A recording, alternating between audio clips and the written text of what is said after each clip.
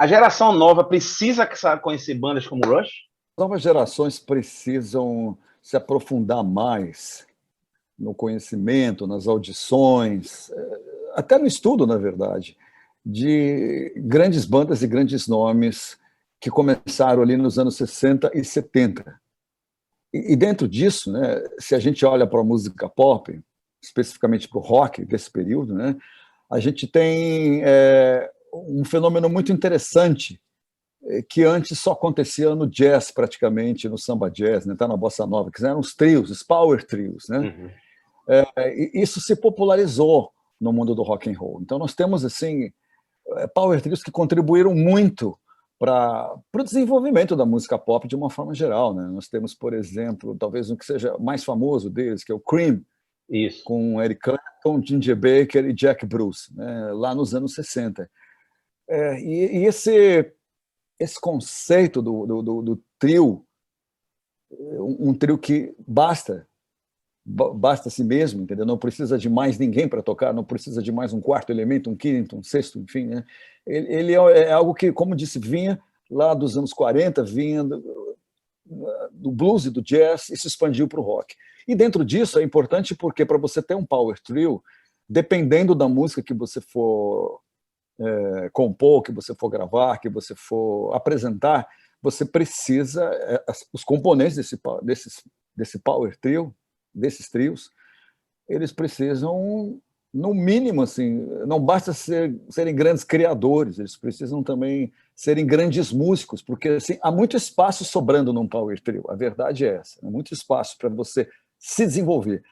Alguns desses grupos dos anos 70 até optaram por esse formato exatamente por isso. Tinha tanto a oferecer cada um individualmente que não caberia ali naquela estrutura um quarto elemento, um quarto integrante. Então, dentro disso, a gente tem alguns power trios. Eu até listei aqui, deixa eu pegar aqui meu caderno, porque eu não decoro mais nada dessa altura da vida. Né? Não decoro. Agora é tudo anotado, escrito aqui para não ficar aqui pensando. Né? Então, olha só, alguns dos grandes power trios que aconteceram ali, 60 e 70. Já citei o Cream aqui. Temos também o power trio que Jimi Hendrix montou, né? The Jimi Hendrix Experience, que é com ele, Noel Redding e Mitch Mitchell, os grandes bateristas do rock, claro. Temos ainda ZZ Top, um dos grandes power trios do rock norte-americano, lá do Texas. Temos Emerson, Lake and Palmer, Keith Emerson, Carl Palmer e Greg Lake, incríveis, explorando uma outra vertente da música pop. Temos ainda Motorhead, explorando o encontro do punk e do rock de garagem com o heavy metal, em trio, depois virou quarteto, mas começou e permaneceu tempo como trio, liderados ali pelo Leme.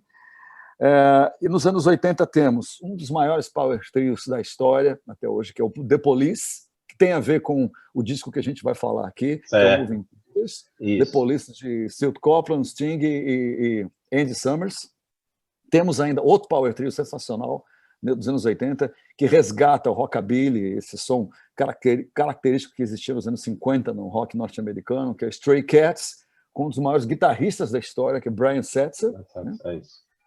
E temos o Rush, que é canadense, que talvez reúna, cada um na sua posição, João, que reúna talvez os melhores talentos, cada um na sua área, na bateria, no baixo, teclados e vocal, e do outro lado, da guitarra. Entendeu? Então, esses três caras do Rush, Alex Lifeson, Neil Peart e Geddy Lee, individualmente, você olhando para o que eles representam, o que eles fizeram, cada um, né, na sua função dentro do Rush, é óbvio que todo mundo tem que ouvir isso, embora o Rush seja uma banda muito desprezada pela imprensa internacional. Né? Vamos falar, acredito, sobre isso daqui a pouco. Né? Mas, enfim, para as novas gerações. Por quê? Porque eram três músicos extraordinários, três grandes arquitetos, cada um dentro do seu instrumento. Por exemplo, Alex Lifeson, não se fala muito sobre esse guitarrista aqui no Brasil, mas ele é um guitarrista extraordinário, um grande riffmaker,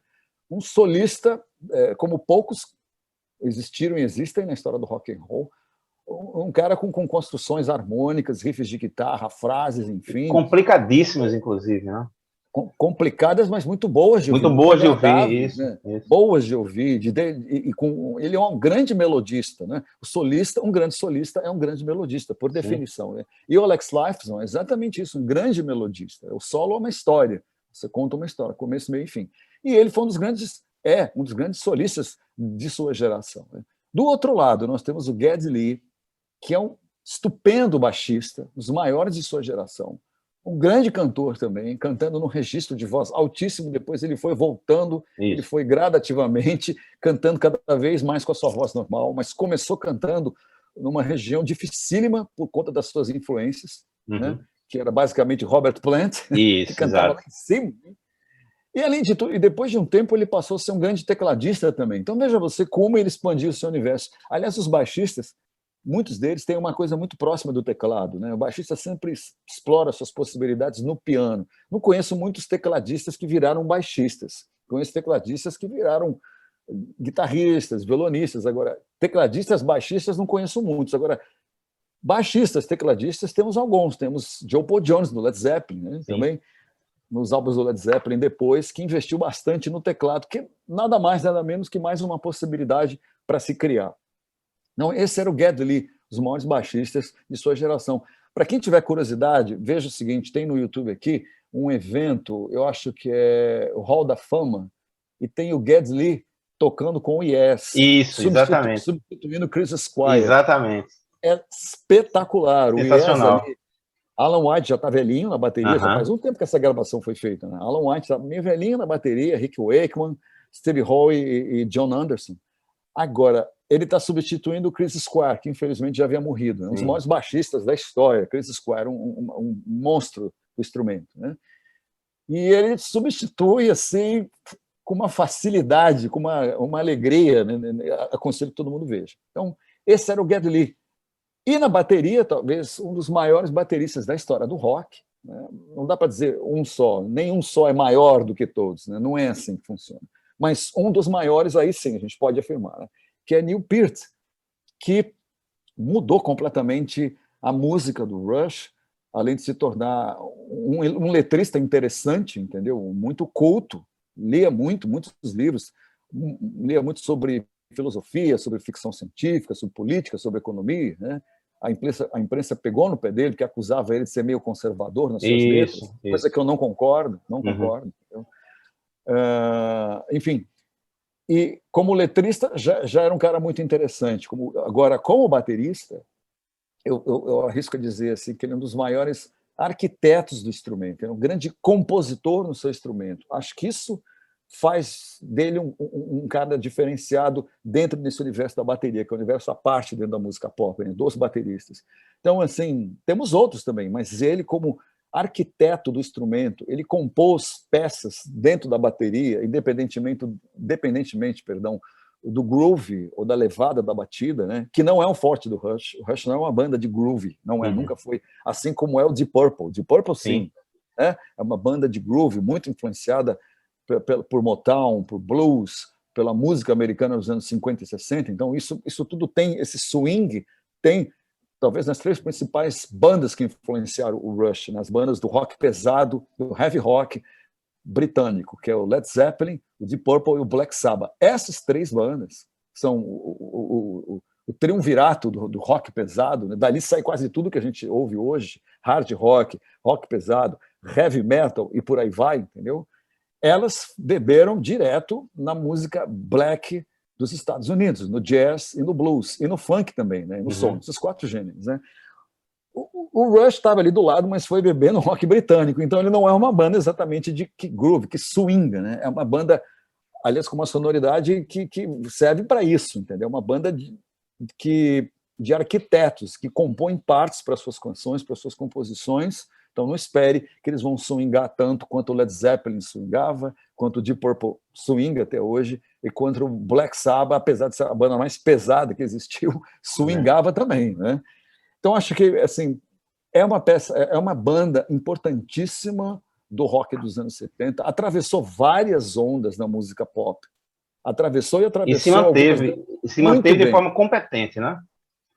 Se manteve porque podia se manter, porque muitas bandas ficaram para trás. Eu tentei lembrar assim, de bandas que começaram nessa época, final dos 60 e início dos 70, e que seguiram, né? Temos muitas, mas poucas foram conseguiram sobreviver a todas essas ondas da música pop como o Rush sobreviveu. Com um público fiel, não abrindo mão das suas convicções estéticas e artísticas, como a gente vai falar daqui a pouco, né? E conseguiu sobreviver a várias ondas. Então, outras bandas acabaram, depois voltaram, ou simplesmente acabaram, nunca mais se reuniram, bandas grandes, importantes dessa época, né? E o Rush atravessou sem nunca ter rompido as relações entre eles. Eles eram uma banda que eu acho, do ponto de vista emocional, muito bem resolvida, até por ser um trio. Tem tanto espaço ali para criar, que é raro você ver na história do Rush uma desavença. Existiu, é verdade. Quando Geddy Lee começou a tocar teclados demais, eu já vi um documentário que Alex Lifeson reclama, que ele não tinha mais espaço. Geddy Lee ocupava tudo, né? Mas isso foi resolvido. Então, eu acho muito importante assim, que para qualquer músico que gosta de rock e que gosta de cultura rock, ele tem que saber, mesmo não gostando e tendo implicâncias com o Rush, o que não é muito anormal, ele tem que conhecer parte substancial da obra dessa banda canadense. Dessas bandas que você citou, pelo menos duas são citadas por eles, e principalmente no Neil Peart, que é o The Police e o Cream. O Cream no primeiro momento, né? No primeiro momento, o Rush como grande espelho. E o The Police, inclusive, para essa fase que eles começam a dobradinha, eu gosto de falar muito da dobradinha Permanent Waves e Moving Pictures, né? Sim. E eu vou aproveitar, inclusive, o modo que você falou, porque o próprio Alex Lifeson, inclusive, ele começou a usar esse sintetizador também uma época, né? Assim, tem show que você vê que ele está usando, de vez em quando ele vai lá e usa o sintetizador. Pedais que disparam outros equipamentos. Mas ele inclusive eu já vi um show, ele no teclado, de vez em quando ele ia lá, isso, mas é um show raro, é um bootleg, um show raro da turnê do Presto, se não me engano, né? Cara, como é que você vê isso? Hoje vem no hard rock, ele chega no momento Moving Pictures em 81 ali, no início dos anos 80, e aí, mesmo com teclado, mesmo com sintetizador, os caras ainda conseguem fazer um som muito da hora naquele momento, e até flertar com o ska, com o reggae, cara. E aí eu já queria entrar na história do disco. Como é que você vê isso? Porque é como você disse, é sobreviver, passar por fases e chegar numa fase que é considerado por muitos fãs como o ápice do Rush, o Moving Pictures, né? Como é que você vê isso, cara? Olha, tudo na vida é um caminho, né, João? Nada acontece de geração espontânea, não na arte, né? Ela vai se reciclando, vai se modificando ao longo dos anos, das décadas, enfim. É assim com qualquer artista, né? Que começa de um jeito e vai se modificando. Alguns até permanecem estáticos, assim, fiel àquela sua ideia, assim, mas outros não, outros admitem influências e usam isso como um recurso de renovação, né? Eu acho que para chegar no Moving Pictures, a gente tem que passar rapidamente pela discografia. O Moving Pictures, de 1981, né, está fazendo 40 anos, né, desde o seu lançamento, ele é o oitavo álbum de estúdio do Rush. Álbum, então, assim, nós temos 7 álbuns antes disso. Então, acho que a gente tem que fazer uma passagem rápida e entender esse caminho. Pode ser? Lógico, óbvio. Vamos lá. Eu tentando ser bem sintético aqui, para não levar esse bate-papo assim. Fica tranquilo. Tentando ser bem conciso, bem sintético. O primeiro álbum do Rush, aquele está escrito Rush em rosa na capa, né? É de 1974. Ele é visto pela imprensa e também se assume como uma banda que é influenciada por essas bandas que foram citadas aqui, né? Por esse triunvirato do rock inglês, do rock pesado inglês, que é o Black Sabbath, Deep Purple e o Led Zeppelin, né? Essa santíssima trindade. Tem mais uma banda que eu quero incluir aqui nesse grupo, que eu acho que ela é muito subestimada pela imprensa, mas é uma banda importante nesse encontro, assim, esse passo à frente do blues britânico em direção ao rock mais pesado, mais saturado, com mais volume e com permissão para algumas extravagâncias instrumentais, entendeu? Por parte de cada integrante da banda. Essa banda é o Uriah Heep, é uma banda importante também no rock inglês. Então, esse quarteto, eu acho que ele é muito importante para entender esse termo que, na época, quando eu comecei a tocar, a gente usava esse termo lá em São Paulo. O que você faz? Rock pesado. Usava-se também o nome rock pauleira. Rock pauleira. Rock pauleiro é ótimo. Muito bom. Mas, rock pauleiro, mas acho que o rock pesado a gente também usava, e hoje em dia ele voltou, esse termo heavy rock, ele voltou a ser usado. Aliás, faz muito tempo que se usa de novo esse termo. Por que o heavy rock? Porque ele é um metagênero, João. Né? Ele abriga várias vertentes do rock. Então, assim, não dá. Fulano é uma banda de hard rock. Ok. Whitesnake, banda de hard rock, reconhecendo. Iron Maiden, uma banda de heavy metal clássico, a nova onda do metal britânico, ali do final, da segunda metade dos anos 70. Ok. Mas tem outras bandas que passeiam por esses gêneros e não necessariamente estão presas somente a eles. Daí eu acho que esse gênero, heavy rock, ele é bom para isso, entendeu? Para bandas que se relacionam com várias vertentes do rock, dos anos 60 e 70. Então o Rush se assume como uma banda de heavy rock, influenciada por Led Zeppelin, como o Led Zeppelin canadense. O baterista é o cara que funda a banda, junto com o Geddy Lee, que é o John Hudson. Né? Isso. Depois, eu não sei se ele funda com o Alex Lifeson ou com o Geddy Lee. Isso, com Alex Lifeson. Depois o Geddy Lee. Inclusive é o irmão dele que sugere o nome da banda Rush. Do Alex Lifeson? Do John Hudson. O irmão do John Hudson é que sugere o nome que seja Rush. Rush, muito bem. Esse disco é muito bom. Ele é um disco basicamente de som pesado, com alguma tendência para o blues, alguma tendência para o heavy metal. Esse nome não existia ainda na época. Né? Então, tem 3 faixas que se destacam aqui e que sempre permaneceram no repertório do Rush. Esse disco é In the Mood, Working Man e What Are You Doing? Essas 3 faixas são tão boas, assim, no espírito mais rock and roll da palavra, que elas permaneceram com o Rush até o final dos seus dias. Né? Então, esse é um disco que o Rush assume essa sonoridade. A banda, esse disco é bem aceito, ele é distribuído nos Estados Unidos pela gravadora Mercury, eles fazem as suas turnês, né, vão abrindo uma série de bandas, e aí o John Hudson, o baterista que não aguenta a estrada, ele era um purista do rock, segundo o Geddy Lee, um cara que era purista, aquele espírito do rock. Agora, já Geddy Lee e Alex Lifeson já davam sinais de que queriam expandir os seus horizontes artísticos, estéticos. Então, como continuaram amigos, o John Hudson também, por problemas de saúde, decide sair da banda. Então eles fazem uma audição e Neil Peart vence essa audição, chega ali na audição com 2 bumbos, né? Graças a Deus. Ele chega com uma bateria grande, com o caminhãozinho dele, o pai dele tinha uma loja de ferramentas, né? Chega com o caminhãozinho dele, coloca 2 bumbos pequenos, monta o seu set, ele era meio grandalhão, meio magro, grandalhão. Eles falaram que ele parecia maior ainda quando sentava a bateria. E quando ele começa a solar e começa a tocar, né, a audição de banda, de baterista também, assim, eu participei de uma, e antes de começar a tocar qualquer coisa, a banda sempre pedia para você, assim, uma audição de rock. Senta na bateria, toca qualquer coisa para a gente ver. O que você vai fazer numa hora dessa? Vai tocar um ritmo? Simplesmente?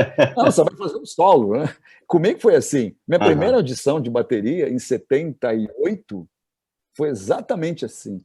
Uma banda do colégio. Eu saí fazendo um solo que não estava programado, que não havia sido ensaiado, era instinto puro. Acredito que não tenha sido assim com o Neil Peart, que era um cara muito pragmático, que planejava todos os seus movimentos. Então ele fez um solo que deixou todo mundo de boca aberta, claro, que ele entrou para a banda, e aí, pela própria facilidade dele, ele passa a ser o letrista da banda. Os outros não sabiam exatamente como resolver essa questão dentro de uma banda de rock, quem vai escrever as letras, e letras boas. Isso é um predicado, é algo muito difícil dentro de uma banda de rock. Quem escreve letra, independentemente dela ser simples ou não, João, né? Mas quem escreve bem para poder cantar, né? Quem compõe bem essas letras. O Neil Peart assume esse posto e no ano de 75 eles gravam o seu segundo álbum, que é Fly By Night. Né?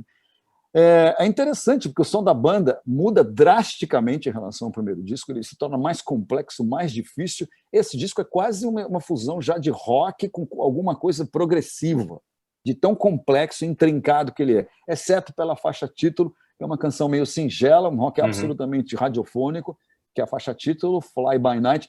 O disco vai bem, ele é bem recebido, mas a banda dá uma virada completamente, né, na sua música, na parte estética, inclusive também nas letras, e a gravadora estranha um pouco, porque a gravadora queria mais um outro Led Zeppelin. Quem não queria um Led Zeppelin no seu cast, né? Ou algo que se parecesse com o Led Zeppelin? Qualquer banda que viesse com essa proposta, provavelmente, se fosse suficientemente boa, seria contratada pela gravadora. E o Rush dá uma guinada no seu som, como falei aqui, os arranjos tornam-se complexos, e o Rush passa a explorar uma coisa que nem sempre ele explorou, mas nessa época ele explorava muito bem, explorou acho que até o final dos anos 70, que é as pausas. Uhum.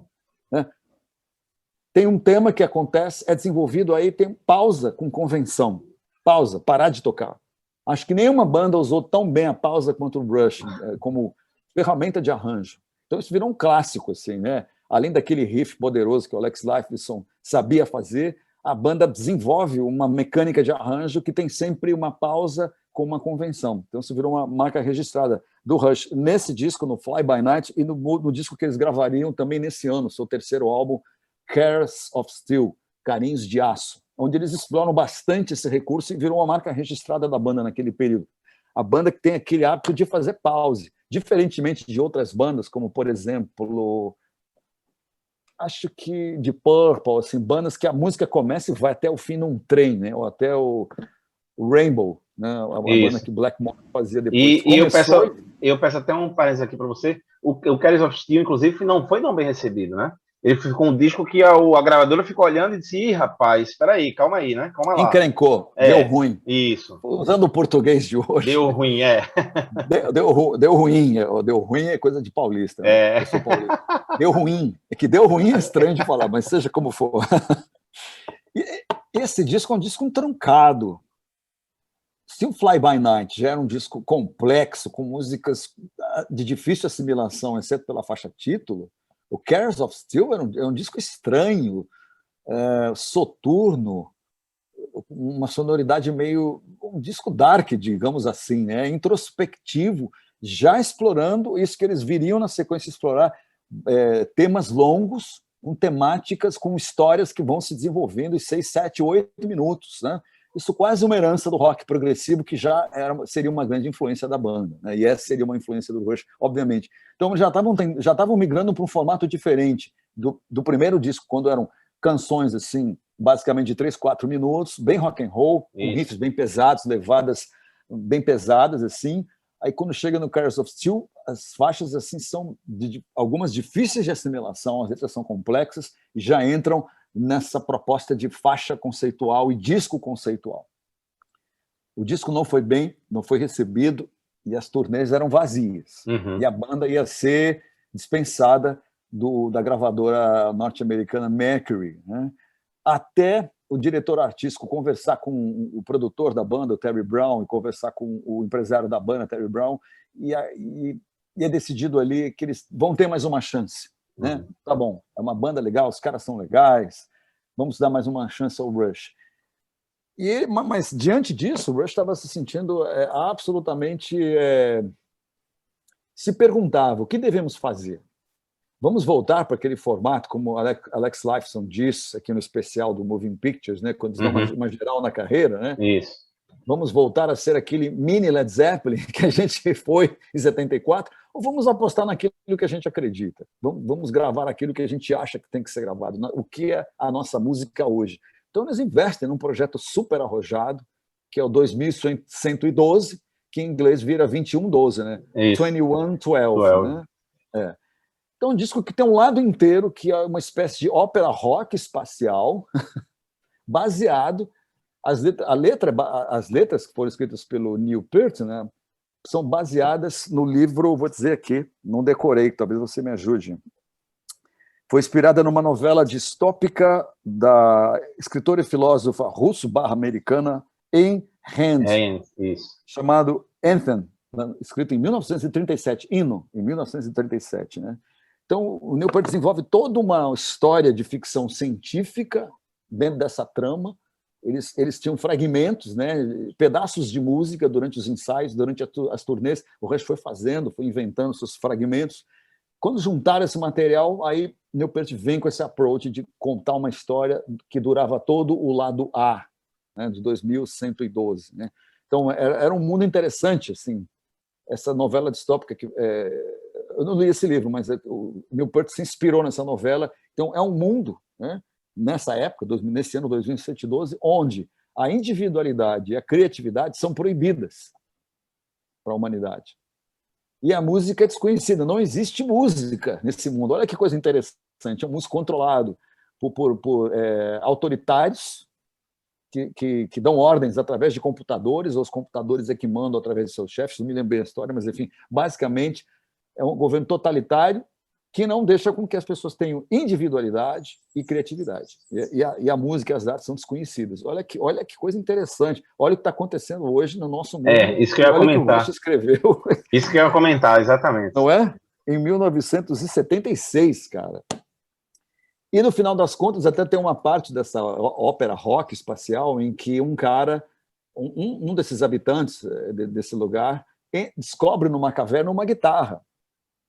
Está desafinada a guitarra, ele afina e descobre a música. E vai até os templos dizer para os sacerdotes que ele descobriu uma coisa que ninguém sabia que existia, que é a música.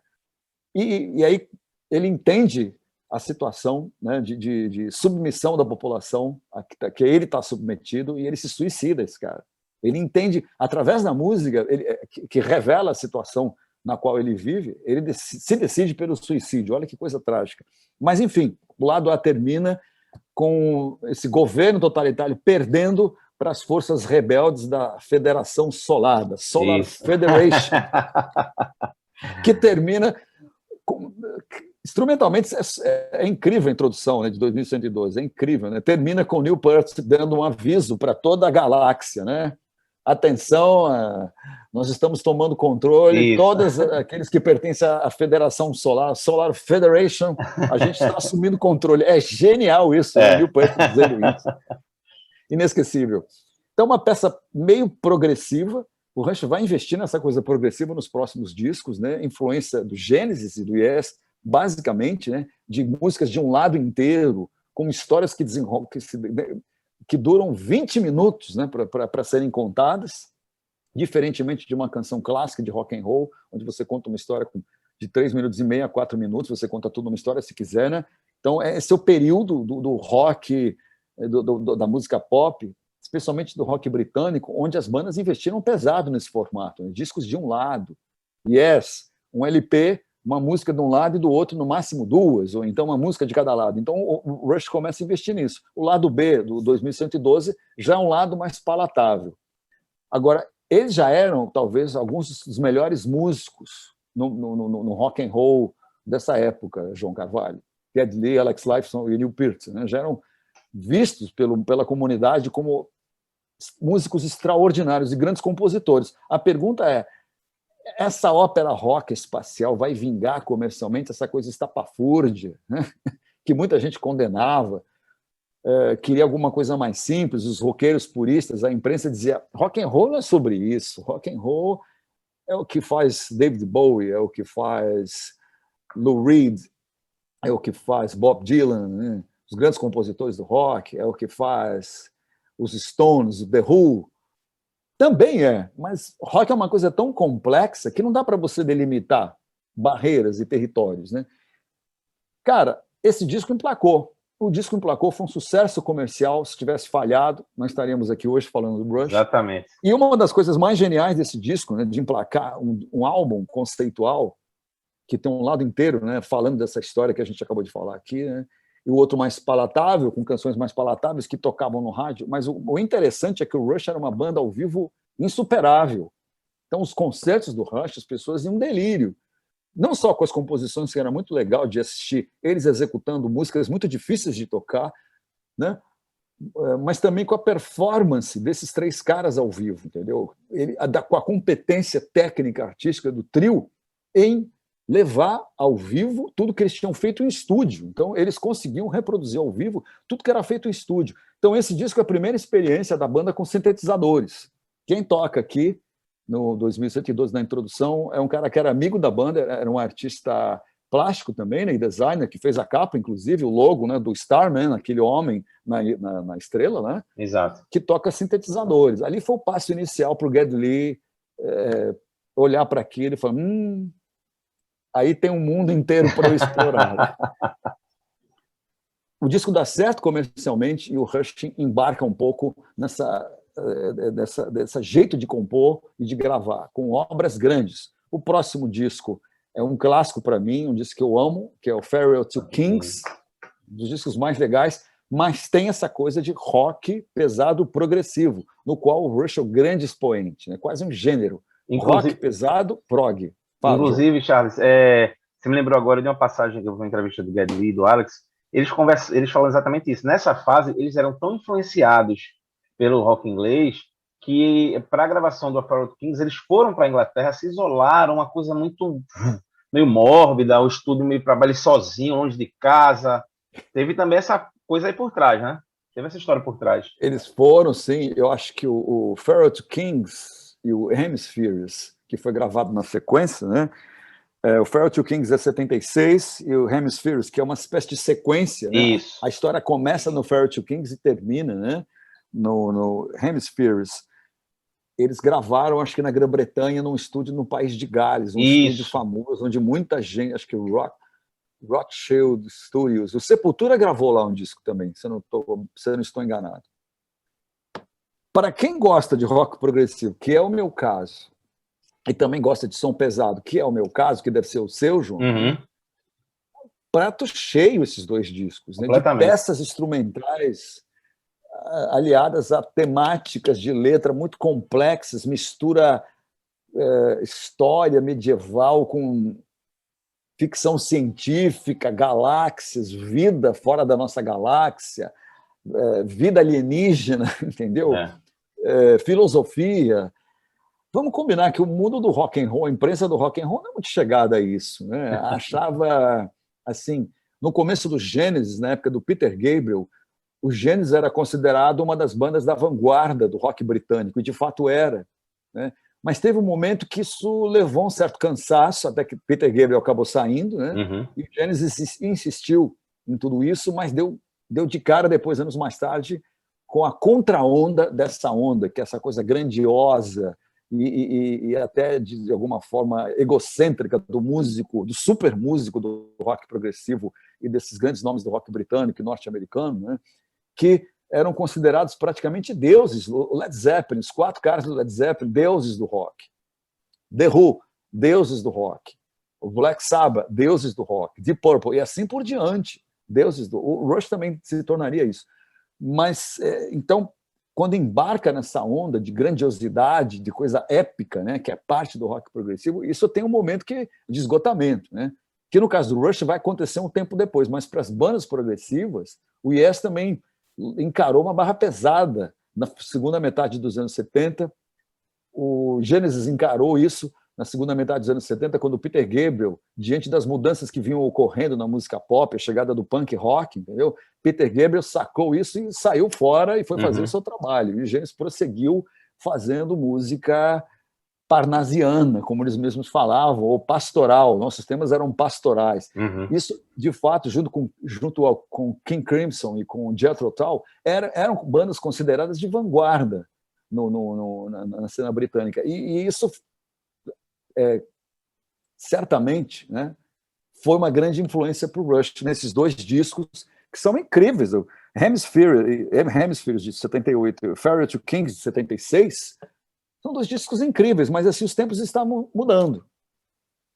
Com a chegada do punk rock, Sex Pistols, The Clash, The Police, The Buzzcocks, The Jam, um resgate do rock and roll básico, das letras com o pé no chão, não tem essa de ficção científica. Embora o Rush não fosse uma banda de alienados, entendeu? Acho que poucas pessoas também tinham capacidade de entender as letras do Neil Peart, na verdade, entendeu? Eles eram meio metafóricas, assim. Não era uma banda, assim, que estava falando sobre coisas que não existem. Não acho, não é isso, na verdade.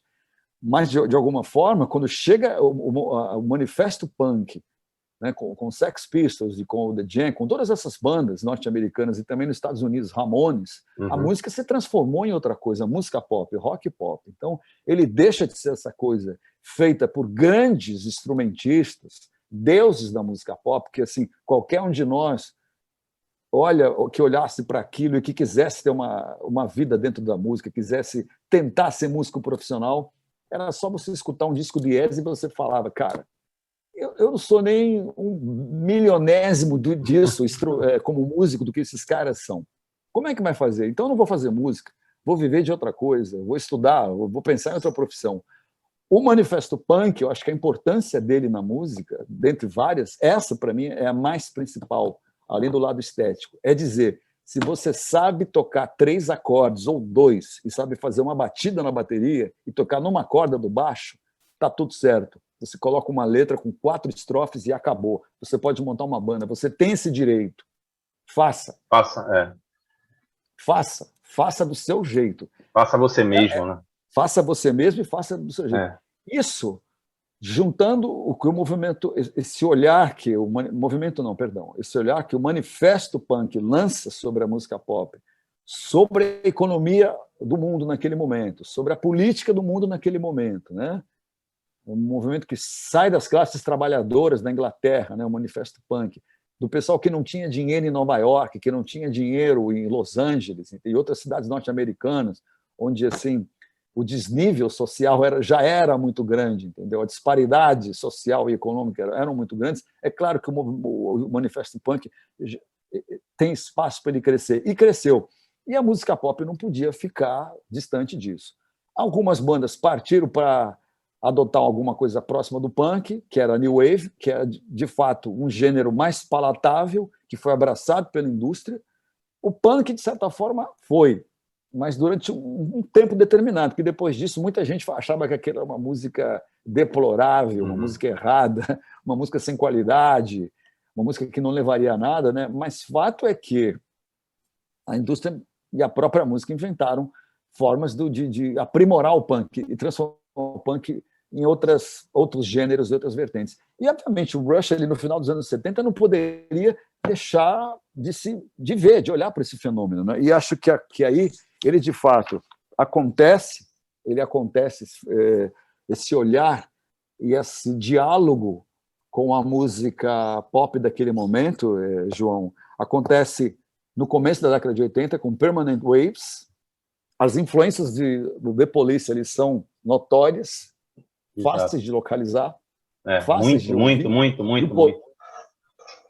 Mas, de fato, o Police foi uma banda revolucionária, se a gente parar para pensar. E parar para pensar nos 3 ou 4 primeiros discos do Police, eles gravaram 5 álbuns de estúdio. Eu diria que os 3 primeiros, os 2 últimos são mais pop, mas os 3 primeiros discos fizeram uma revolução na música pop. Esse trio, Stuart Copeland, Andy Summers na guitarra, Stuart Copeland na bateria e Sting no baixo e na voz, fizeram uma revolução na música, na maneira de tocar reggae, uma maneira branca de tocar reggae. O reggae é black, é preto, e o Police pegou aquilo e transformou num jeito branco de tocar reggae, aproximando-se da música pop, uma música muito mais econômica, muito mais minimalista, bem diferente desse estilo parnasiano, rococó, barroco, do rock progressivo que o Rush abraçou, né, na sua música, e fundiu com o heavy rock, que também às vezes era meio quase prog, entendeu? Então, cheguei no Moving Pictures, eu lembro quando eu ouvi a primeira faixa do do Permanent Waves, perdão, desculpe, deixa eu ver aqui. Muito bem. É Spirit Radio, né? Eu abri aqui o Permanent Waves, abri aqui, só para poder ver as faixas. Está aqui. A primeira faixa é muito interessante, e acho que ilustra bem o que a gente está falando. Chama Spirit of the Radio, espírito do rádio, né? Ou seja, espírito daquilo que está tocando no rádio. O rádio sempre foi importante e será importante para a humanidade, né? Sobretudo no Ocidente, quando a gente pensa em música, né? Então, sem deixar de ser Rush, como era, eles abandonam essa temática progressiva de músicas de 20 minutos, 18, 15 minutos, e partem para uma temática mais com os pés no chão, com os temas da nossa vida cotidiana. E tem uma grande reflexão aqui, né, no Spirit of the Radio. O nome do disco chama Permanent Waves, que é o caso do Rush, é uma onda que sempre permaneceria no rock. Então essa faixa é interessante, porque ela termina com reggae, tem uma citação de reggae ali, né? Um riff de guitarra matador de Alex Lifeson na introdução dessa faixa. É uma das grandes introduções do rock, né, nessa faixa. Diga-se de passar de baixo, guitarra e bateria. É uma coisa extraordinária. Continua sendo o Rush, mas dá sinais de que vai dialogar, sim, com essa nova onda que tinha chegado anos atrás, precisamente 3 anos atrás, né? Sex Pistols lança God Save the Queen, acho que o Anarchy in the UK, em 1976, dezembro de 76, mas 77 é o ano que o punk de fato acontece. Então, há 3 anos atrás, veja só, 3 anos já existia uma força do manifesto punk, da New Wave, do Technopop, do New Romantic, do reggae, do ska, de vários gêneros que vieram com o punk, né? É claro que o Rush não poderia ficar imune a isso. Então, para a música dele, ele traz os teclados, sequenciadores, reggae, ska, bastante Police. É engraçado ver Neil Peart influenciado por Stewart Copeland. Isso é muito interessante de admitir isso. Como é que pode um dos bateristas, os maiores bateristas da história do rock, um músico extraordinário, um percussionista, baterista percussionista, que é o Neil Peart, falar o nome dele corretamente, ser influenciado por Stewart Copeland. Eu te digo que todo mundo nesse período foi influenciado por Stewart Copeland. Phil Collins e mais trocentos bateristas foram influenciados por Stewart Copeland, que era norte-americano, e outras milhares de bandas e cantores. O primeiro disco de Robert Plant, depois que o Led Zeppelin acaba, com a morte do Joe Bonham, é absolutamente The Police, chama, acho que Principal Moments, alguma coisa assim. O primeiro disco de Robert Plant, não sei se esse é o nome, mas ele é completamente calcado no Police. E dali para frente, acho que os próximos discos que viriam, até depois do Moving Pictures, essa presença do Police e do Technopop que veio, que se estabeleceu e está aí até hoje, a música eletrônica, né, com Technopop, seguiria com muita potência na música do Rush, né? Muita potência. Então a gente tem, eu acho que essa faixa aqui, The Spirit of Radio e Free Will, são 2 faixas que as pessoas podem ouvir tranquilamente hoje, porque não são datadas, o disco não é datado absolutamente, mas essas 2 são incríveis, né? Nunca saíram do repertório da banda, são faixas obrigatórias para tocar, né? Pela composição, pelo arranjo e pela performance instrumental do trio. Maravilha. Aí chegamos... E aí chega no grande, no ápice, que é o Moving Pictures. Aí eu te pergunto, eu comentei que eles vinham de uma influência da inglesa, não só na música, mas também até de como vamos compor, como vamos gravar, vamos nos esconder numa fazenda, longe da família, num clima mais frio.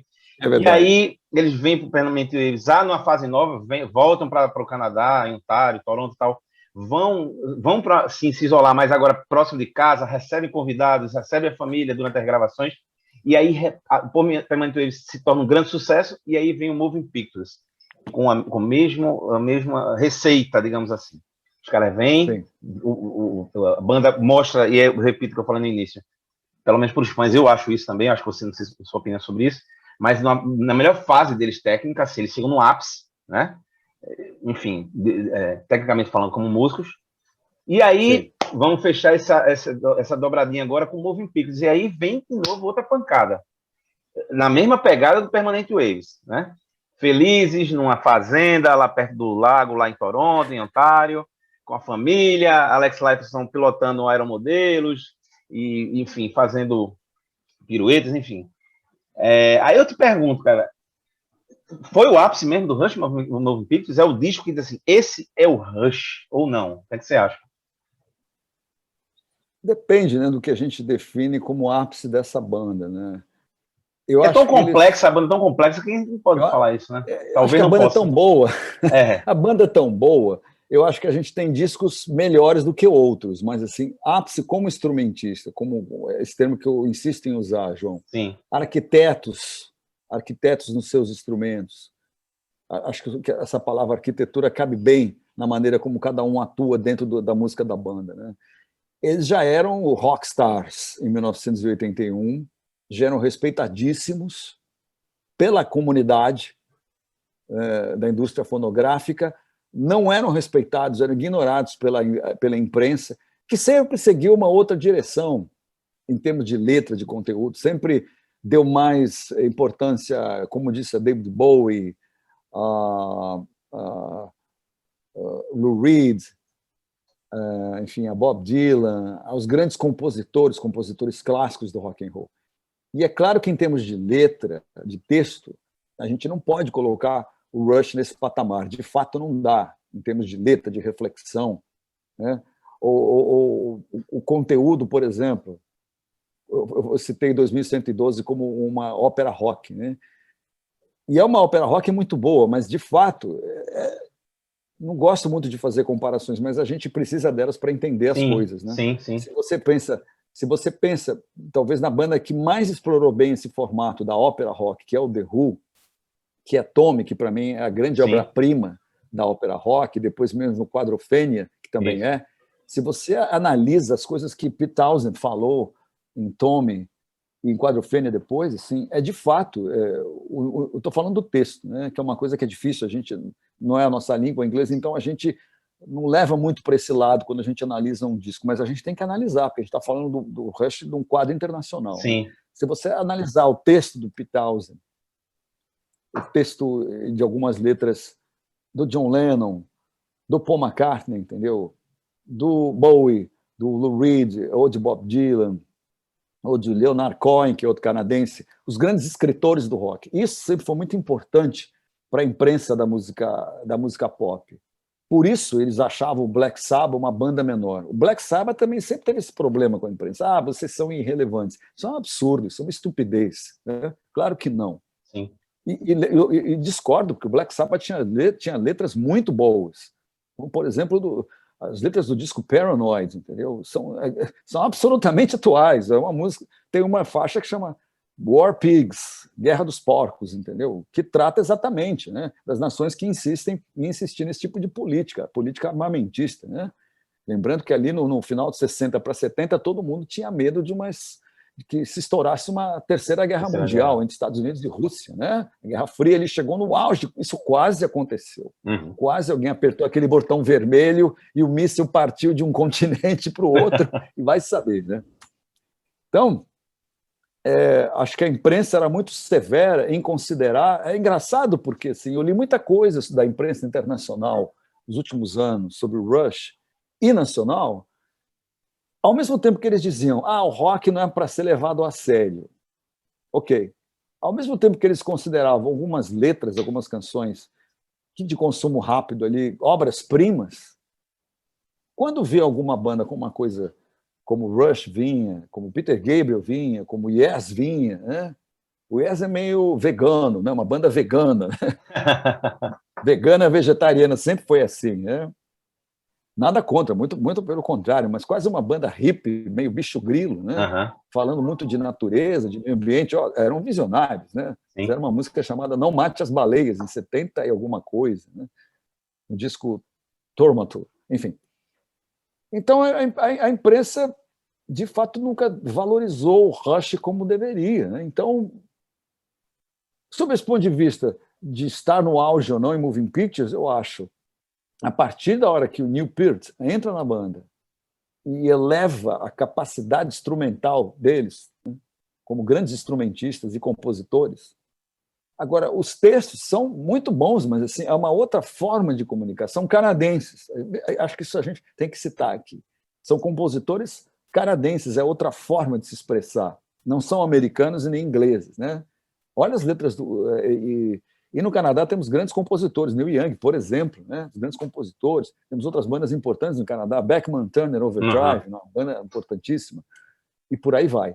Mas o Rush insiste nessa forma de escrever seus textos, com influências de livros de filosofia, ficção científica.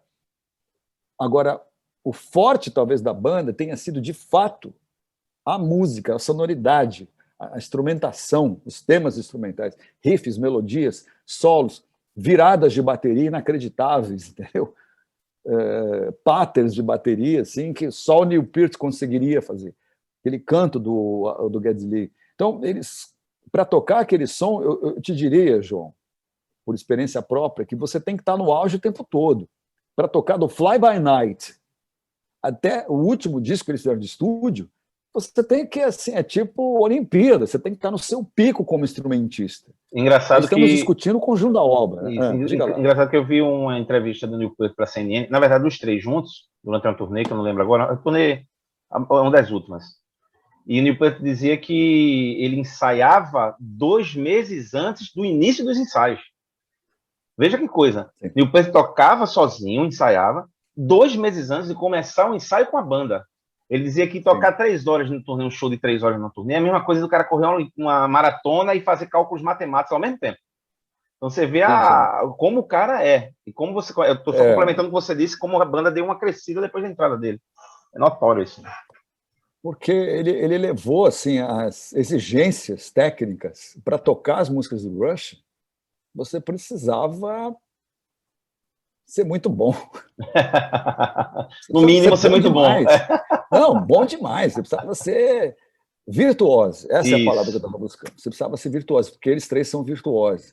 Então, para fazer esse show com esses arranjos, para tocar o que foi gravado, você precisava estar sempre no auge. Como instrumentista, como compositor é outra história. Então, é verdade. O Neil Peart, como grande arquiteto e compositor de partes de bateria, assim que eu vejo a obra dele, ele, de fato, é um cara muito pragmático, que planejava cada movimento, entendeu? Então, ele tocava ao vivo exatamente o que ele tocava em estúdio. Eles falavam, a pessoa, quando vai ver um show do Rush ao vivo, ele espera ver o que ele ouviu no meu disco. Eu não vou improvisar. Não era uma banda que improvisava, eles não faziam isso, entendeu? Muito interessante essa visão de música que difere de outras bandas, inclusive, que eles gostavam, como o Deep Purple, que é uma banda que improvisava pra caramba ao vivo. Mas o Deep Purple é uma outra história, é uma banda com raízes profundas no som das big bands norte-americanas, entendeu? No blues, no jazz, são gêneros que improvisam. Mas, enfim. Então, talvez o Moving Picture seja o auge quando a gente junta a excelência instrumental, a excelência enquanto você músico como virtuose, e a excelência como compositor. Ali eles juntaram as duas coisas, provavelmente. E a partir dali foi definido um estilo, uma maneira, um método de fazer música, né? Que é o que vai ser dito nas letras, quais são os temas, o que a gente vai falar na nossa música. Né? Lembrando que a gente está acostumado, desde criança, a ouvir música em inglês e a não entender o que está sendo dito. E a se ligar no som. Isso. Ou nos títulos, ou entender parte do que está sendo falado ali. Não é verdade? Não é o caso de quem fala a língua inglesa. Eles não, um cara, por definição, eu sei porque eu já trabalhei com gente, com norte-americanos e aliás, estadunidenses e ingleses. Eles não admitem absolutamente ouvir uma música e não entender o que o cara está cantando. Não passa pela cabeça do cara, fala, peraí, por que eu não escuto música brasileira? Porque eu não entendo português. Mas eu escuto música em inglês. Mas vocês, tudo bem. Mas eu não. Eu não vou escutar uma música que eu não entendo o que o cara está dizendo. Então, eu posso escutar música instrumental brasileira, mas...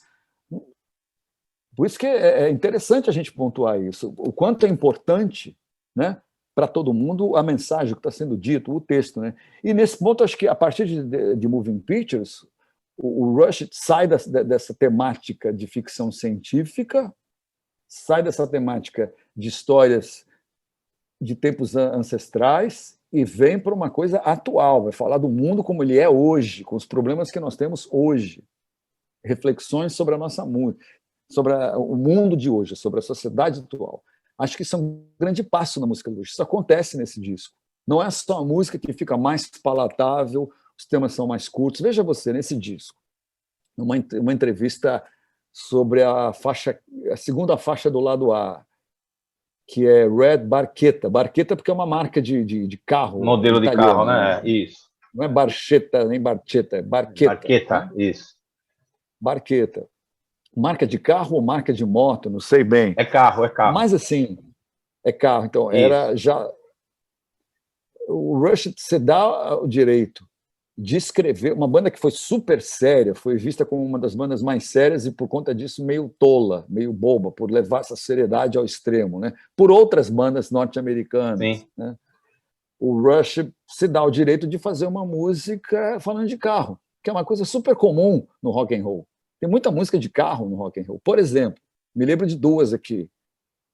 Highway Star, do Deep Purple, que é um disco Machine Head, que eu acho que é de 71 também, ou 72, um dos grandes clássicos do rock and roll, que é uma música sobre um carro que acelera aí, que é uma killing machine, ela tem tudo que eu preciso, né? Dessa paixão do universo masculino por carros. Isso é uma coisa de homem, do universo, né? Imaginário masculino. Então, óbvio, né?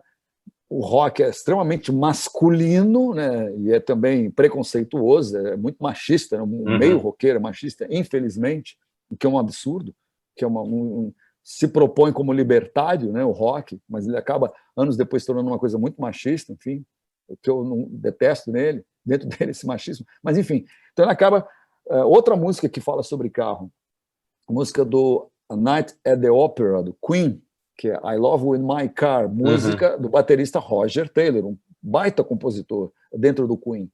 Cantava pra caramba, tocava vários instrumentos, além de ser um excepcional baterista. Essa música é dele. I Love You in My Car. Então fala exatamente do amor. Então Newport, que é um cara que adorava moto, né, nas turnês do Rush pela Europa ou pelos Estados Unidos, a banda ia de ônibus e ele ia de moto.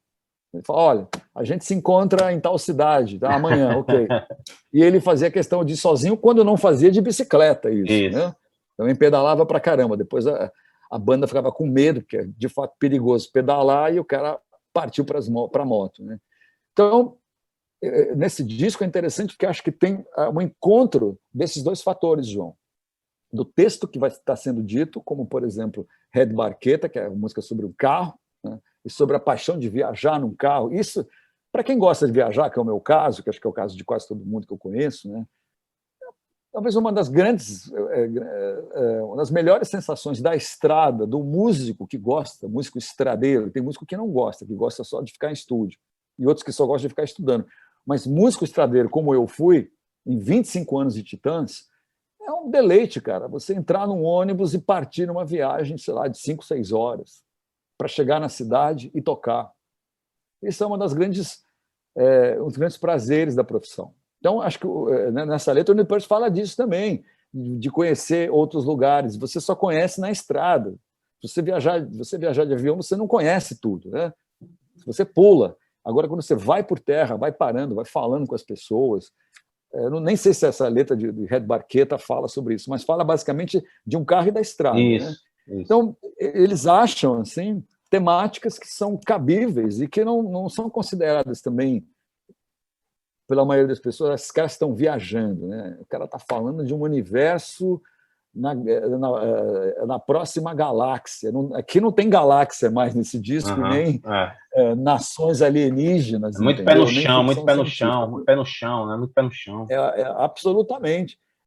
Em Moving Pictures, de 1981, o Rush muda basicamente o rumo das suas composições como um todo, em termos de texto, em termos de arranjo, em termos de sonoridade. Eles acertam o formato dessas canções também muito levando em consideração o que se ouvia na época, nesse período, a música pop, o rock pop desse período, sem abrir mão das suas concepções estéticas e artísticas, né? E já eram ali, como diz, talvez alguns dos maiores instrumentistas de sua geração. Então, ali não existia apenas o baixista e cantor Geddy Lee. Ali já estava a todo vapor, em andamento, em evolução, o tecladista Geddy Lee. Né? E a introdução de Tom Sawyer, que é clássica, que é um clássico do rock, né? Já temos Geddy Lee ali tocando sintetizadores. Então, quando você vê os shows do Rush, eles tocando algumas faixas desse disco e discos que viriam depois, é uma coisa que difícil de imaginar. Um cara que canta naquele registro altíssimo, o quanto isso requer fisicamente, você cantar num registro tão alto, né, em termos de afinação, e além de você cantar e interpretar, você ainda está tocando teclados e baixo ao mesmo tempo. Então tem horas assim que ele faz a função de 3 caras, o Geddy Lee.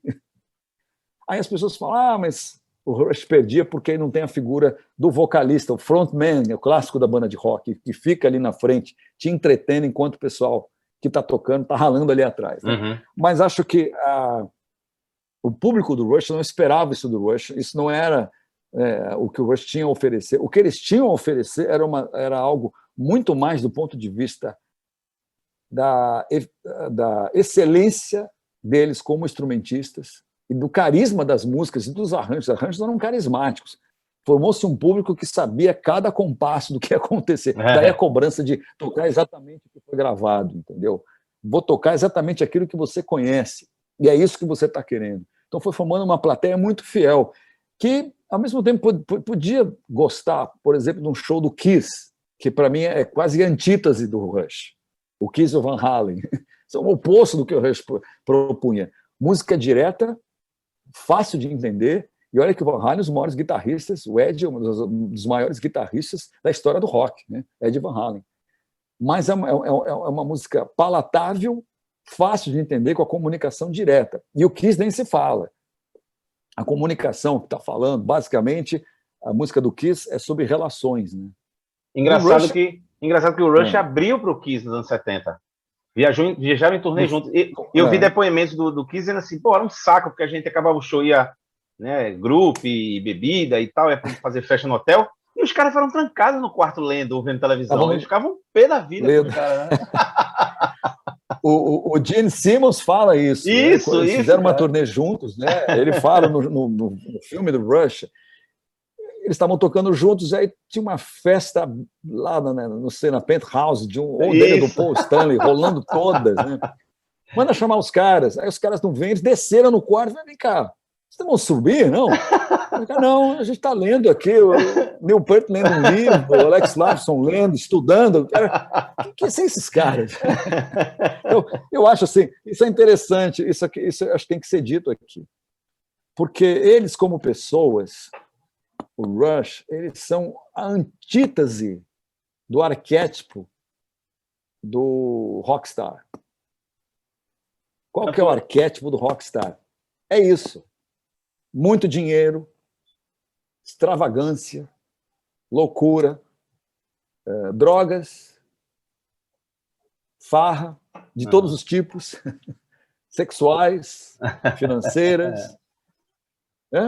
É o mundo da extravagância, né? Isso é o superestrelato do rock and roll e da música pop.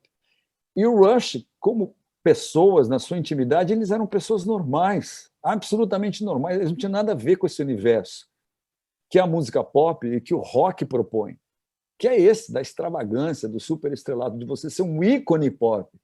Eles se tornaram ícones da música pop por serem grandes artistas, grandes músicos e compositores, mas não por coisas que aconteciam fora dos palcos. Veja você.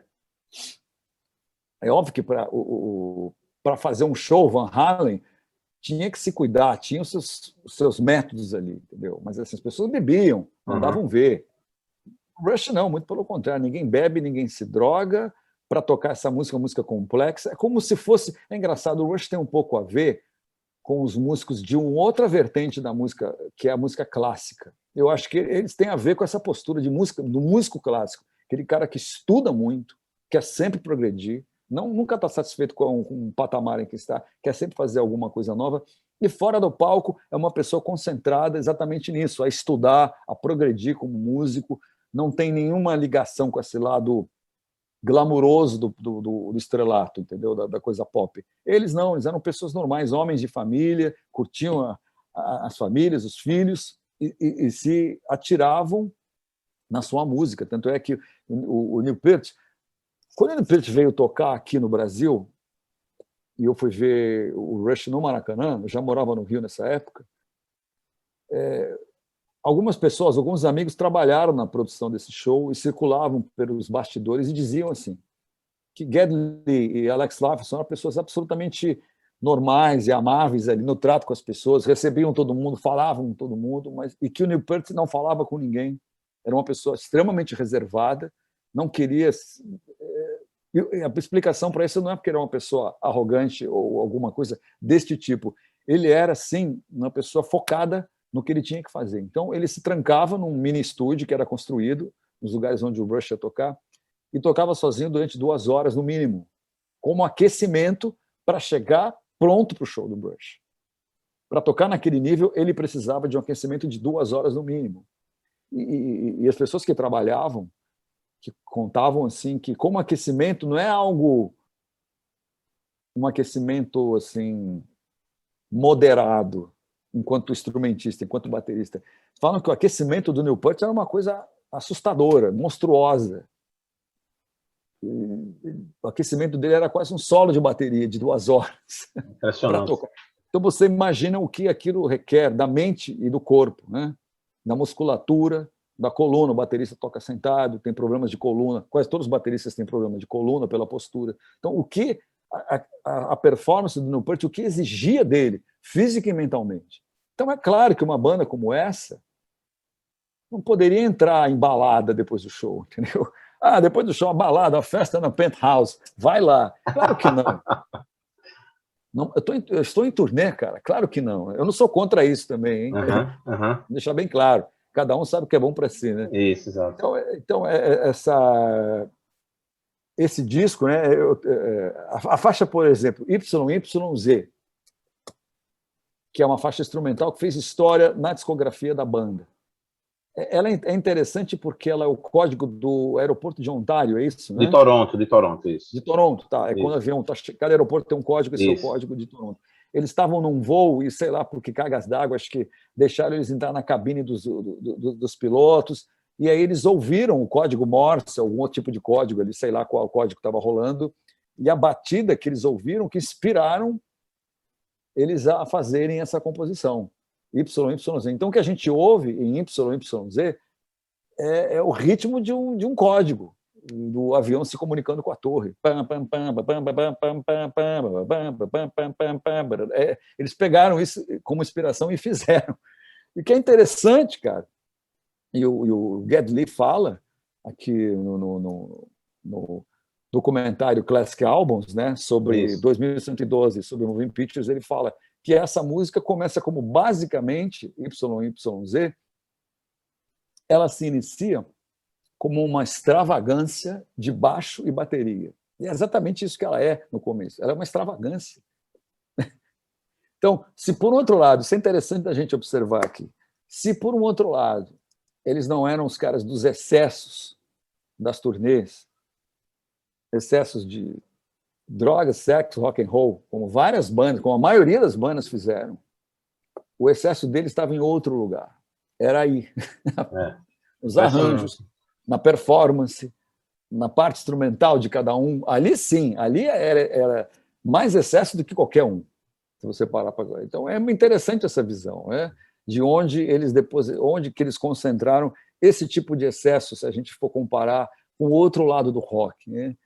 Muito interessante como bandas assim, como por exemplo, eu acho que essas duas bandas são interessantes porque o Van Halen também abriu para o Kiss. E o Van Halen era uma banda que diziam que quando tocava, ninguém podia tocar depois deles. Era impossível tocar depois do Van Halen, de tão bom que era o show do Van Halen, de tão carismático e energético, ninguém podia tocar depois, era impossível. E o Rush era uma coisa diferente. Não era em termos de comunicação, mas assim, como tocar o Kiss, por exemplo, um rock tão básico, com estruturas harmônicas tão básicas, com melodias fáceis de assimilar e com letras legais, muito divertidas, mas como que o Kiss se apresentava com toda aquela pantomima toda, né? Aquele aparato visual, depois de uma banda como o Rush, que entrava assim e destruía. Interessante de ver essa situação. Né? Charles, eu queria só para a gente encerrando, eu vou fazer feito você faz nos programas. Eu trouxe o Moving Pictures, óbvio, né? O disco. Sim. Certo? Mas eu trouxe o meu também... não está aqui em casa. Certo. Eu trouxe esse aqui, Charles. Que o Moving Pictures, eu fico imaginando, é tão bom que os caras resolveram lançar um disco de um pedaço de um show de turnê que eles tocam o Moving Pictures inteiro ao vivo. É como você falou, é impressionante, porque eles ensaiaram para tocar exatamente igual que eles tinham o maior respeito. Eu acho que isso é um grande respeito aos fãs, né? Tocar... Grande respeito, e acho que é um respeito a si próprio também, aquilo que foi feito, né? Eu gosto muito desse projeto de tocar o disco inteiro. Sim. Isso hoje em dia está um pouco na moda, assim, mas há tempos atrás não era visto dessa forma. O show, as pessoas querem o melhor né? Querem o melhor e querem repetição, né? Agora, tocar o melhor disco significa o seguinte: você vai tocar 7 faixas do disco, o lado A foi muito bem estruturado, o lado A desse disco, né? Começa com Tom Sawyer, que a gente já falou aqui, vai para Red Barqueta, YYZ, e fecha com Limelight, que é uma letra, essa sim, que fala sobre quando você é famoso, como lidar com a fama, que é uma coisa que o Rush sempre pensou duas vezes como lidar com aquela fama toda porque também, tudo bem, você não precisa ser um popstar dos modelos como foi Alice Cooper, David Bowie e outros extravagantes, outros mestres da extravagância e do glamour, entendeu? Uhum. Você pode ser um popstar do jeito como o Rush foi, pela sua competência enquanto músico, enquanto compositor, né? Então, também tinha que lidar com isso. O Neil Peart não gostava do assédio das pessoas, não gostava muito de entrevistas. Assim, você vê nas entrevistas, as que ele deu e vê no filme, o desconforto dele, né? Mas, enfim, esse lado do disco ele é muito o lado A inteirinho é perfeito, são 4 faixas, assim, as 4 nunca saíram do repertório da banda. Você pega os discos ao vivo do Rush, os shows ao vivo, chegava a durar 3 horas, né? Essas 4 músicas sempre estavam lá. Do outro lado, o lado B, são 3 faixas que eles nunca falaram muito bem, mas tem uma música que eu acho muito interessante aqui, nunca vi eles tocarem ao vivo, deve estar nesse disco que está na sua mão, que é Caça às Bruxas, Witch Hunt, né? Isso. Que é muito boa, tem um riff matador de guitarra ali, entendeu? Muito interessante. É meio tecladeira essa faixa, mas muito interessante. Gostaria de ter visto, eu até vou procurar essa edição que você mostrou. Então, eu acho que dali para frente é um divisor de águas, o Moving Pictures. Praticamente, a gente pode dizer que sim, porque se o Permanent Waves anunciava mudanças, trazia novos ventos estéticos, artísticos à banda, o Moving Pictures é onde eles acertaram a mão nessas faixas que tocaram muito no rádio. Essas 4 faixas tocaram muito nas rádios norte-americanas, as rádio rock norte-americanas, inclusive uma faixa que é instrumental, YYZ, né? Veja você, o lado A tocou muito nas rádios, e o lado B nem tanto, mas é interessante porque esse é visto como o disco da virada do Rush, né? O 8º disco, veja só como o mundo mudou. 8 discos muito bons, e o 8º é considerado pela imprensa e pela meio da indústria fonográfica como um disco que acabou vingando. E viriam outros discos muito interessantes depois, na sequência, né? Com tudo isso que a gente falou aqui, com muitos teclados, muita programação de teclado, muita sequência, né? A banda mudaria bastante seu som, a aparência deles também mudaria, os cabelos mudariam, as capas mudariam, né? Enfim, é um disco muito interessante nesses 40 anos de aniversário e, sobretudo, acho que é um grande convite que você está fazendo a gente de procurar aqui no streaming essa edição que você mostrou aí dos 40 anos, da edição deles tocando o show ao vivo. Charles, para a gente encerrar, eu queria que você só desse uma... É difícil, mas tentar dar uma resumida, uma resumida da importância do Moving Pictures para a sua música, por exemplo, e para os músicos brasileiros. Eu sei que você foi uma grande banda, que é o Titãs, um marco no rock nacional, e sei que, obviamente, as bandas eram amigas, e eu queria saber o Moving Pictures, o que é que representa o Moving Pictures para o rock, de uma forma geral, mas principalmente para você e para o rock nacional? Olha, no caso do meu trabalho nos Titãs, eu evito dizer que o Neil Peart foi uma influência, porque ele está num nível, enquanto baterista, que eu não me sinto confortável em dizer, mas eu posso dizer que muita coisa do que eu fiz na música dos Titãs, e fiz do meu jeito, obviamente, eu aprendi com o Neil Peart e tirei dele.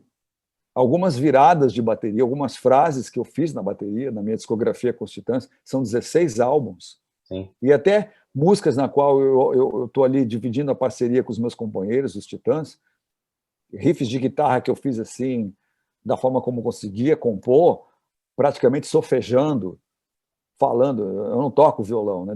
Anos depois fui estudar baixo, fui estudar piano, mas enfim. Mas muitas das músicas nas quais eu sou parceiro, eu dava pitaco em riff de guitarra, muito veio do Rush, assim, de ideias que eu tirei dos discos que eu ouvia, né? E que é um universo que os outros Titãs absolutamente desconsiderável. Eles não conheciam muito o Rush, eles achavam chato, né? Aliás, a maioria dos meus companheiros de geração sempre achou o Rush uma perda de tempo, sempre achou uma banda chata, uma banda irrelevante. Eu não, muito ao contrário, acho uma banda muito importante e relevante, exatamente por tudo isso que a gente discutiu aí. Então tem coisas dentro dos Titãs que saiu da discografia do Rush aí, da forma como a gente conseguia. E esse disco, eu acho que ele é interessante, porque na trajetória da banda, ele sinaliza como uma possibilidade de continuidade da sua obra. Porque ondas vêm e vão. E se você não considera isso, se você não renova a sua música, ou se, por outro lado, você está numa posição tal que você precisa manter o que você faz para garantir o seu mercado, isso também existe. Não mudar é uma opção, até para me manter aqui fiel ao meu nicho, né? Isso existe no mundo da música pop, mas não era o caso deles, pessoas de cabeça aberta, né? Sempre foi uma banda que... O Neil Peart fez um DVD reunindo grandes bateristas do mundo, ele fez uma homenagem, talvez àquele que foi o maior baterista da história, né, da música popular, que é o Bud Rich.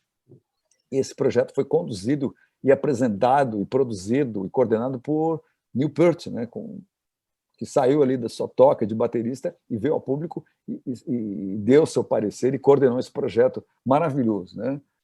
Que eu esqueci até o nome, e ele toca com a Big Band do Bud Rich. Isso. É Bud Rich Memory, alguma coisa assim. Alguma coisa assim, exatamente. Então sempre foi uma banda muito aberta. Então esse disco, eu acho que, como o anterior, eles são a sinalização assim daquele momento que uma banda de rock se encontra num momento muito delicado da sua trajetória. Olha, o que a gente vai fazer agora? Se eu for muito atrás do que estão fazendo, eu vou me descaracterizar. Mas se eu também não considerar o que está sendo feito na época, eu vou estar fora do panorama, da cena. Então, muito interessante. É fácil fazer isso? Absolutamente difícil. Você não abrir mão das suas convicções e, ao mesmo tempo, você dialogar com a música da época. Esse disco faz exatamente isso, do jeito do Rush, é claro. Aparece com Police? Não exatamente, mas você encontra ali elementos do Police, né? A gente está falando de 1981. Bandas que... e outros... Ali, o que estava rolando em 81? Não me lembro de cabeça, mas seguramente é o fim do The Clash, se eu não me engano, é Duran Duran, é The Police, é o Ultravox, é Talking Heads. Talking Heads, é essa música. Talking Heads. Blonde. Então, várias bandas estão circulando pela parada de sucesso e, obviamente, influenciando outras bandas do rock clássico, que é o caso do Rush, né? Então, acho que esse disco dialoga, com a música desse período de uma forma muito exitosa, assim, entendeu? Sem deixar de ser o Rush. Coisa que, por exemplo, o Kiss não tem um disco do Kiss, só para a gente ilustrar aqui o exemplo, em que o Kiss abre mão daquilo que era e tenta fazer um disco de discoteca, um álbum de disco music. Até esqueci como chama esse disco do Kiss. E é um disco horroroso, é uma coisa horrorosa, a discografia deles, que eles também detestam, né?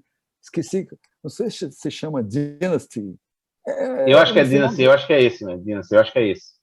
O disco é uma porcaria, eles detestam. Eles deixaram de ser o Kiss, que todo mundo gostava, para tentar dialogar com a disco music. Deu super errado. Mas tem uma música que é um grande sucesso, todo mundo gosta até hoje. Agora o Rush, acho que o que eles tinham de forte ali nesse trio, né, enquanto power trio, era também apostar na sua convicção. Isso é para poucos da história da cultura pop. Eu acredito nisso, eu vou defender isso até o fim, mas vou olhar para o que está acontecendo ao meu lado, né? Não vou me isolar. Poucos conseguiram isso na música pop, e poucos conseguiram ter 40 anos ou 45 anos de carreira, entendeu? Passar por tantas transformações, por momentos trágicos familiares, como o Neil Peart passou, perdendo a sua filha, perdendo a sua esposa quase que um ano depois, uma tragédia na família, enfim.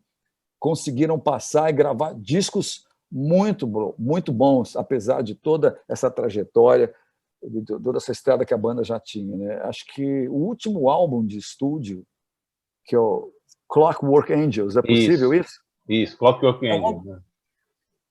Não sei de que ano ele é, deixa eu ver aqui. 2014, se não me falha a memória, 2014. Que seja, você falando, é isso mesmo. Você falou, está falado. Você falou, está falado. Clockwork Angels, 2012. 2012, isso. 2012. Clockwork Angels. É um álbum fantástico, né? Vai fazer daqui a pouco, vai fazer 10 anos. É um álbum fantástico do Rush, assim, que dá toda a prova de que a banda, eles estão se repetindo, eles são decadentes. De jeito nenhum. Esse é um disco que leva em consideração, volto a dizer, o que está acontecendo na época, passando pelo filtro deles. Então, de qualquer forma, eu acho que é por isso que Moving Pictures é um álbum que merece ser celebrado no aniversário de 40 anos. João. Carlos, brigadão pelo seu tempo, sua disposição, passar mais de 1 hora nesse bate-papo comigo. E só tenho que agradecer mesmo, cara. Essa aula de rock, essa aula de Rush, essa aula explicando os meandros e os detalhes, porque o Moving Pictures é um disco, um álbum tão importante para a história do rock. Obrigadão, cara. Obrigado mesmo. Eu que agradeço o convite. Espero que essa 1h30 de que a gente bateu o papo sejam proveitosas nesse especial sobre uma das bandas que eu mais ouvi na minha vida, assim, e que me trouxe muitas alegrias e me traz muitas alegrias até hoje. Há um ano atrás, quando o Neil Peart, na verdade, né? Assim que se fala o nome dele, Neil Peart, partiu deste mundo, assim, eu fiz um programa de rádio aqui, tinha um programa na Rádio Cidade, tenho até, mas na época ele era diário, Cidade do Rock, aqui na Rádio Cidade do Rio de Janeiro. Nós fizemos um especial de 1h30 sobre o Rush, e foi muito emocionante, foi assim, dias depois que ele havia partido, que a gente soube que a morte dele foi anunciada. Foi muito emocionante. Fizemos uma retrospectiva do Rush, dos melhores momentos da banda. Foi muito emocionante, assim, foi muito bom revisitar essas gravações e ver o quanto essa banda foi importante e o quanto as pessoas ainda precisam conhecer e entender o que é a música do Rush. É isso aí. Obrigado, querido. Um grande abraço e a gente se fala e se encontra. Até a próxima. Um abraço. Um abraço.